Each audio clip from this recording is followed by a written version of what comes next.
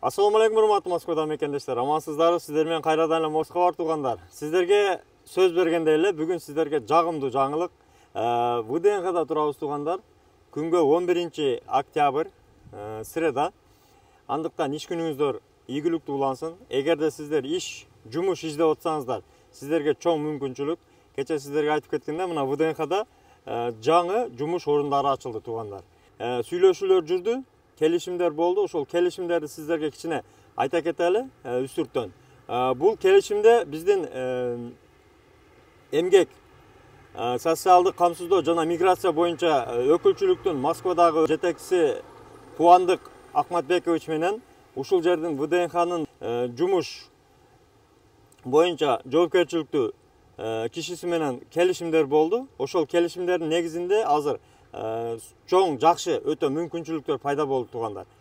Себеби келишим негизинде биздин жумушчуларга бардык социалдык обеспечение, соц камсыздоо, андан сырткары 13 айлык, андан сырткары пособие, пенсиялар боюнча дагы толук сүйлөшүүлөр болду туугандар.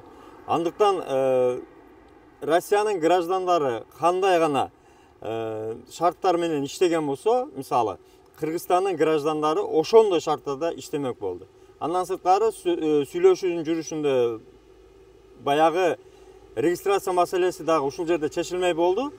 Сөз бербейм деди, не обещаю деди, бирок жакынкы арада ошол гостиницалар менен сүйлөшүп, даже регистрациясына чейин ошол биздин жарандарды толугу менен камсыз кылганга аракет кылабыз деди, регистрациясын кошуп.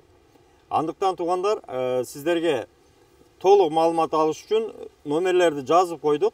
Ошол номерлерге кайрылып, биринчи номерде кыргызча сурасаңыздар болот, экинчисиде орусча сурасаңыздар болот. Эки номерди калтырабыз. Андан сырткары даректерин да жазып койдук туугандар.